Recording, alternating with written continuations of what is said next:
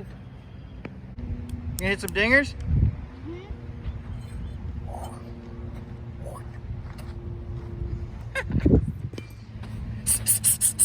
Thank you for watching PewpewswithMr.X. We're gonna get to this gun review, but before that, we're gonna little X gonna hit some dingers. All right? Nice, fair ball. That was perfect. That was a double. That was a double for sure. Yeah, fair ball again. Perfect. You see that? That's exactly what the pros like to do right there. Ready? Oh, that's a home run. Oh, all the way to the grass. Yeah, boy. Take a closer look at the Springfield Armory XDM Elite 10mm. This is what you're gonna get if you purchase this firearm. Get a nice presentation box here. You get a nice little carrying case too that holds the gun and both magazines. Inside the box you'll find you can redeem your free optic plates, which I think is pretty annoying. Why wouldn't you just include them in the box? But I guess this is their way of saying they can save some money for people that don't even care about getting the optic plates. But you can redeem your optic plates right here. You just got to do a little work. It's pretty cool that from the factory they do some shooting with this gun, and I can confirm this gun shoots right on at 15 yards at my range. This thing is a bullseye killer. So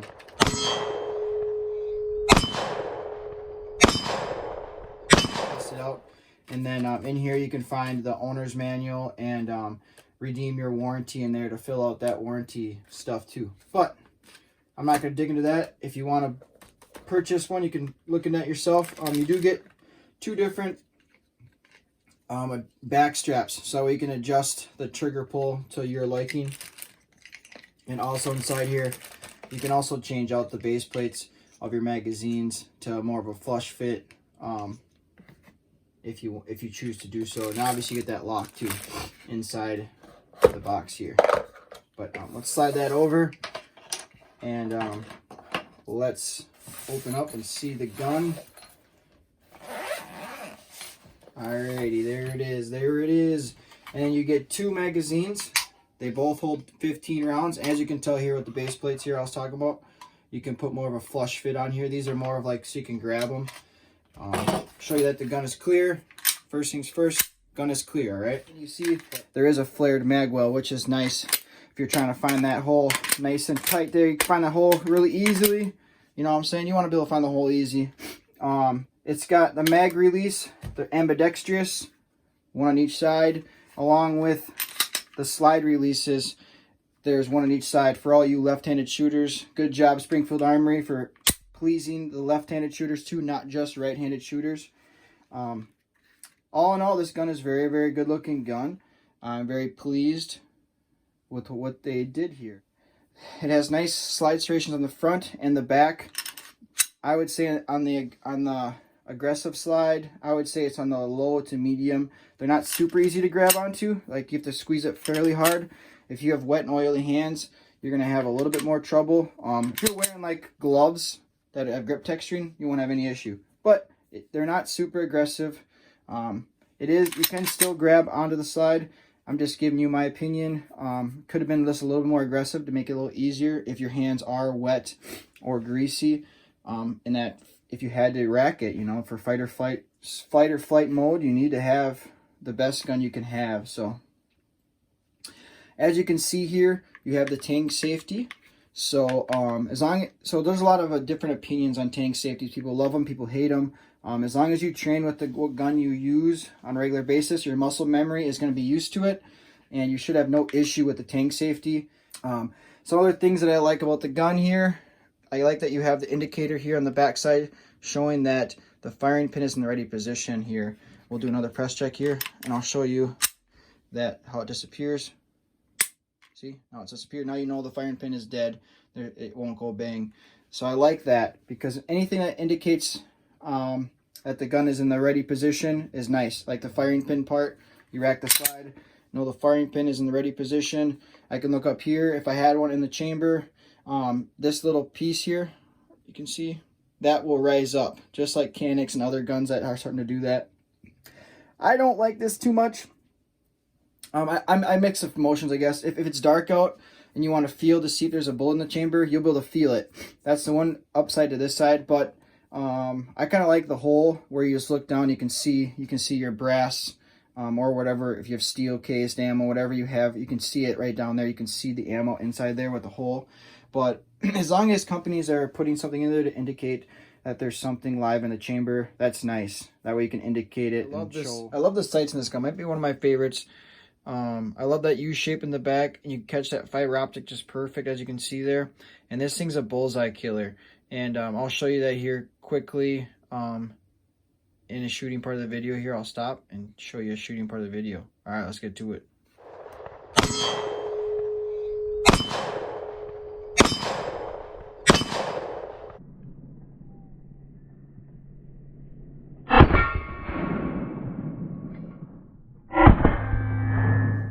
I really like this gun. Very nice gun. The one big complaint I have is that it's too smooth. This is really smooth. So if you have wet or oily hands, in general, my hands start to clam up once I start shooting, and I just found myself sliding around. But I think they could have used a little bit. They could have done a little better job making grip texturing. Easy fix. Just got to add some stippling, and you can cure that.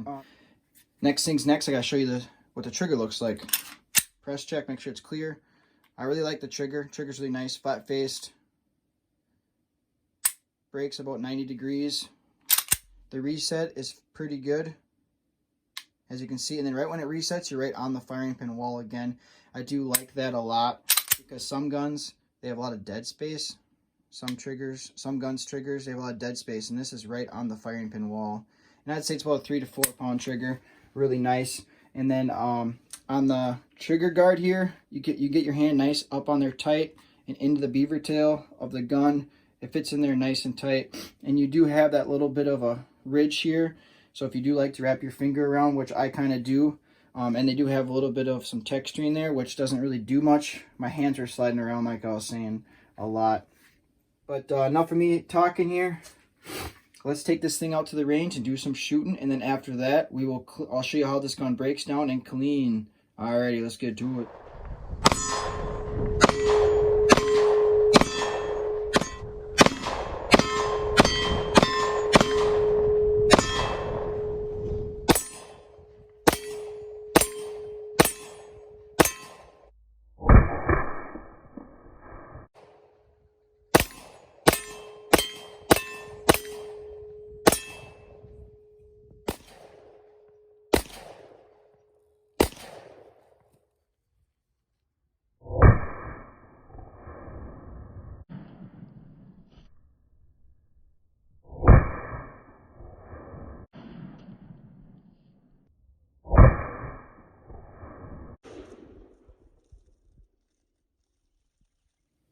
What is up, YouTube, and welcome back from the range. If you've made it this far, thank you for sticking with it, and I appreciate y'all watching my videos. And if you're going to sit here and watch the cleaning part of the video, I really greatly appreciate that too. But if you are just going to dip out, I really hope you give me a thumbs up if you think I earned it. And also hope you join the Pew Pew family to stay in contact, just to see future and current videos. I will be doing a bunch of ammo tests with my 10mm. I'll probably be using the Smith & Wesson a little bit, and then this a little bit. But I'll be doing some 10mm tests with hollow points to see which one I like the best. And I'll be doing that with 9mm too. I just like to do a bunch of tests and stuff. So if you like that kind of stuff, I think you'll like it here. So join the Pew Pew family. I like to have fun too. So yeah, I just greatly appreciate it. But otherwise, let's get to the cleaning part of the video here. So Springfield Armory, I really like their guns. Their breakdown's really simple. Free and clear here. You lock the slide open, push this bar up, just like that. And then I'm just gonna bring it down, and it slides right off. Comes apart really easy. Comes apart really, really easy. Nothing really too much to it there. And then the tools that we're gonna be using to cleaning this gun, I'm gonna use a toothbrush, this little bristle for cleaning out the barrel. I'm gonna be using Q-tips, because Q-tips work really good to get in those hard to reach places. And then I don't have any barrel reaming socks for this caliber. So I'm just going to use the bristle pad to clean it out, and then also a cleaning rod. We'll oil that up. And the oil that I'm going to be using today is just some CLP all-in-one formula, cleaner, lubricant, and preservative. This stuff works really, really good. Yeah, I just like it. That's what we'll be using today. And then obviously just some regular paper towels. But otherwise, let's get to this cleaning part of the video. Get some CLP. Just going to do some spraying here. Alright. Take your Q-tip, you can kind of rub it around so that way it can sit for a little bit. And break it down. Help break down some materials. Just rub it around.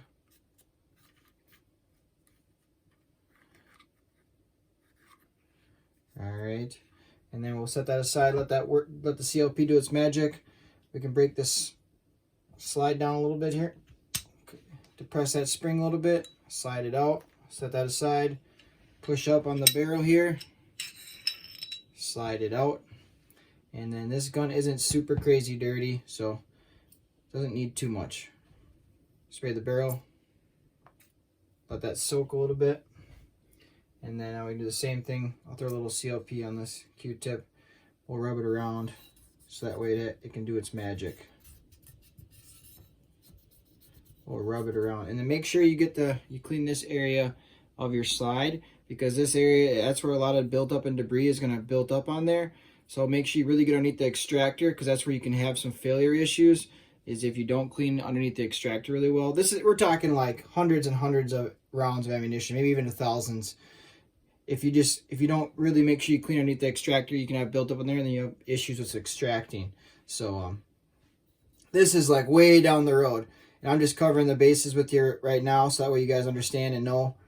But yeah, you can see it's getting pretty dirty. But now that we got some oil in there, you take your toothbrush, scrub it around on the slide, scrub it on both sides of the slide, just scrub it around, break up any of those deposits that have built up, especially if you like to wait to clean your guns.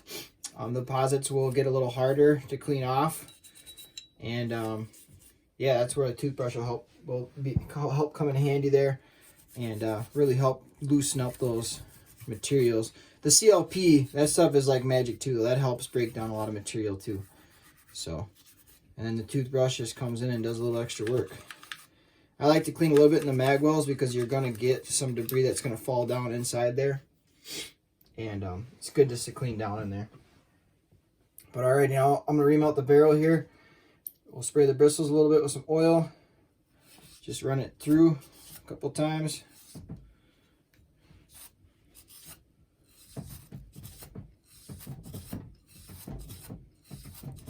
And then the loading ramp. This one is pretty clean, but like make sure that your loading ramp also gets really cleaned really well. Sometimes it'll build up right here, some deposits, and you can just kind of scrape it with your fingernail if the toothbrush isn't working good. But yeah, make sure that it's nice and shiny and cleaned up like that. You don't want any deposits there having issues with your gun having any feeding issues. So just make sure you clean it up nice. Alright, now we can use our cloth here. We can clean out this barrel here. Run her through a couple times. Alrighty, that barrel's looking pretty nice and clean there. Alright, we'll set this aside. We'll finish up the slide here. We're going to take tips. I like to squish them down a little more too if you need to get in those really hard to reach places. And then spray your CLP on there. Okay. And we're going to go right in the groove of the slide. Work away from the front to the back. You see, nice and dirty. Do the same thing on the other side. Nice and dirty. We'll take another Q-tip here, run it through. One more time. Alright, that's looking good. It's looking good. Alright, let's do the other side.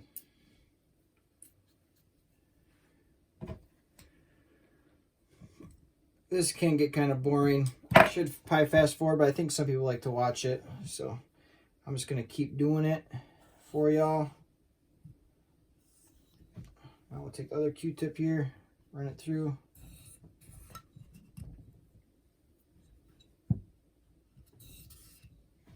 Alrighty. Then I'm just going to take this Q-tip and kind of run through a couple areas here and just get more deposits down. But this is basically the gist of all you need to do when you're cleaning your firearm here. So I'm going to pause the video quick. I'm going to finish up a couple things here, and then we'll get back to reassembling. Alrighty, we are ready for the reassembly part. I did already take some CLP, I threw it on the Q-tip, and I ran along the groove of the slide here, and then also on the handle part here too. I put a little bit of light oil on that part of the gun too. But alright, so put the barrel back in, super simple. Just slide it through, go until it falls into place, and then right here you can see that little notch. That's where your spring assembly will lay in there. So you're just going to put it through the hole there, push it down until it falls into that little notch, just like that. And then make sure that it's nice and straight here. Otherwise you can have a little issue there reassembling. If you notice you're having a little issue reassembling it, it's probably because the spring assembly is just a little off kilter. So just make sure it's as straight as you can get it, and then you're good to go. Just make sure if you did push this down, you push it back up before you reassemble the gun. So just push that little bar back up. Otherwise you will not be able to get the gun back together. And slide it back, lock it open, push the bar down, and we are all done. Now we can kind of wipe down some of this extra oil from our oily hands that kind of got all over the gun. Well, I hope you enjoyed the video. If you have any questions, don't hesitate to ask. That's what I'm here for, to help y'all out. And the rest of the Pew Pew community that has joined the family too. If you ask any questions, and if I can't answer it, sometimes somebody else will chime in and help out. So that's kind of one of the greatest perks that I like about the whole YouTube. So don't hesitate to ask any questions. If I can't answer it for you, somebody else that has subscribed will probably help you out, and we'll get her taken care of so we can help you out. But otherwise, stay tuned. We're going to have some more shooting coming out, so I'll catch you at the next video. See you later.